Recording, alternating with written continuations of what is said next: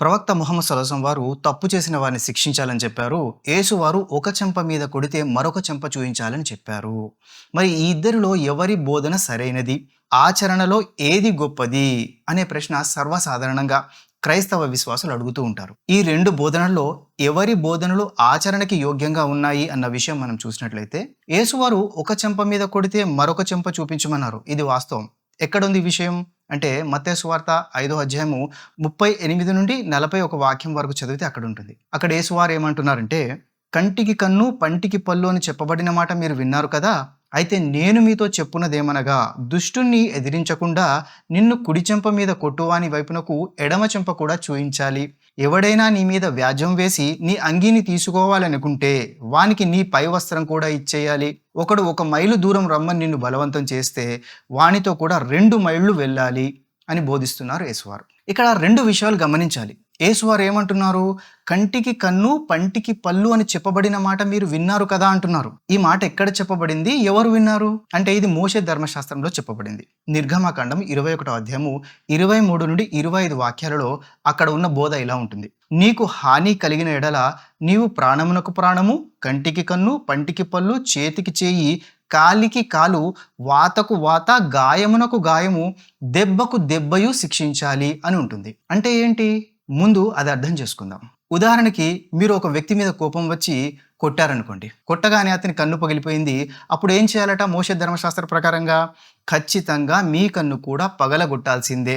మీరు అంటున్నారు, అయ్యో నేను కన్ను పగలగొట్టాలనే ఉద్దేశంతో కొట్టలేదు, నాతో తప్పు జరిగింది, నన్ను క్షమించండి అంటే క్షమాపణ లేదు. కావాలంటే మీకు ₹1,00,000 పరిహారంగా చెల్లించుకుంటాను అంటే పరిహారము లేదు. కన్నుకు కన్నే. మీరు బలంగా కొట్టేశారు, చంపాలనే ఉద్దేశమే లేదు, కొట్టారు, అవతల వ్యక్తి చనిపోయాడు. అప్పుడు ఖచ్చితంగా మిమ్మల్ని కూడా చంపాల్సిందే. ఇది మోషే ధర్మశాస్త్రంలో ఉంది. పరిహారం లేదు, క్షమాపణ లేదు. మరి ఇక్కడ యేసువారు ఏమంటున్నారు? ఆ మాట మీరు విన్నారు కదా! అయితే నేను మీకు చెప్పునదేమనగా, దుర్మార్గుణ్ణి మీరు ఎదిరించకుండా మీ కుడి చెంప మీద కొడితే ఎడమ చెంప అతని వైపుకు తిప్పాలి అంటున్నారు. అంటే ఏంటి? ఉదాహరణకి మీ ఇంట్లో ఒక దుర్మార్గుడైన దొంగ చొరబడ్డాడు అనుకోండి. ఆ దుర్మార్గుడైన దొంగ వచ్చి మీ చెంప మీద లాగి కొట్టి మీ చేతిలోంచి తాళం చెవులు తీసుకొని ఒక బీరువాలో ఉన్న డబ్బు, ధనాన్ని తీసుకొని వెళ్ళిపోతున్నాడు. అప్పుడు యేసువారు చెప్పిన దాని ప్రకారంగా మీరేం చేయాలి? ఆ దుర్మార్గుడిని మీరు ఎదిరించకూడదు. ఏం చేయాలి మరి? మీ కుడి చెంప మీద కొట్టాడు కాబట్టి ఆ దొంగని పిలిచి నా ఎడమ చెంప మీద కూడా కొట్టు అని చెప్పాలి.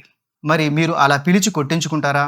ఆ తర్వాత ఏం చేయాలి? అతను ఒక బీరువాలో నుంచి డబ్బులు, ధనాన్ని తీసుకున్నాడు కాబట్టి లేదు లేదు ఇటు చూడు, ఈ గదిలో ఇంకొక బీరువా ఉంది, దాంట్లో ఉన్న డబ్బు కూడా తీసుకో అని తాళం చెవులు ఇచ్చేయాలి. ఇది యేసువారు చెప్పినటువంటి బోధ. ఒక చెంప మీద కొడితే మరొక చెంప చూయించాలి. 1 మైలు నడవమని బలవంతం పెడితే మరొక మైలు నడవాలి. మీ చొక్కా లాక్కుంటే మరొక చొక్కా ఇచ్చి పంపించాలి. ఇది యేసువారు ఇచ్చినటువంటి బోధ.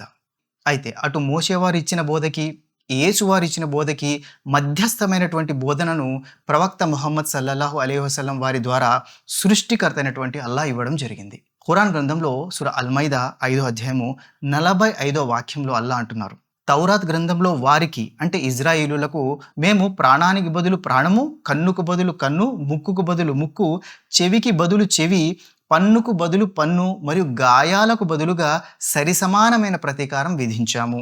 ఎవరు విధించారు? అల్లాయే విధించారు. అయితే ఎవరైనా పరిహారంగా ఆ తప్పును క్షమిస్తే అది చాలా మేలు, ఉత్తమమైనది అని ప్రవక్త ముహమ్మద్ సల్లల్లాహు అలైహి వసల్లం ద్వారా క్షమించడం అన్నిటికంటే ఉత్తమమైన పరిహారం అని బోధించడం జరిగింది. ఖురాన్ గ్రంథంలో సూరా అల్-బఖరా 2వ అధ్యాయము 178వ వాక్యంలో హత్య చేయబడితే హంతకుడిని ఏం చేయాలట? హంతకుడికి మరణశిక్ష విధించవచ్చు, లేకపోతే పరిహారం తీసుకొని కూడా అతన్ని వదిలివేయచ్చు, లేదా క్షమించనూవచ్చు. ఇస్లాంలో ఒకటి దెబ్బకు దెబ్బ పరిహారంగా ఉంది, లేదా రెండోది దెబ్బకు పరిహారం తీసుకొని వదిలివేయడం ఉంది, మూడవది దెబ్బ కొడితే పోనీలే అని క్షమించి వదిలివేసేది ఉంది. ఇంకా స్పష్టంగా చెప్పాలంటే మోషేవారి బోధ, యేసువారి బోధ, ప్రవక్త ముహమ్మద్ సల్లల్లాహు అలైహి వసల్లం వారి బోధనలు మనం చూస్తే మోషేవారి కాలంలో దెబ్బకు దెబ్బ కొట్టవలసిందే. యేసువారి బోధ ప్రకారంగా దెబ్బ కొడితే అడిగి ఇంకో దెబ్బ కొట్టించుకోవాల్సిందే. మరి ప్రవక్త ముహమ్మద్ సల్లల్లాహు అలైహి వసల్లం వారి బోధనలో ఎవరైనా దెబ్బ కొడితే క్షమించడం ఉత్తమమని చెప్పారు. కాబట్టి ఇక్కడే మనకు అర్థమవుతుంది ఈ కాలంలో ఎవరి బోధన ఉత్తమమైనదో, ఆచరణ యోగ్యమైనదో అని.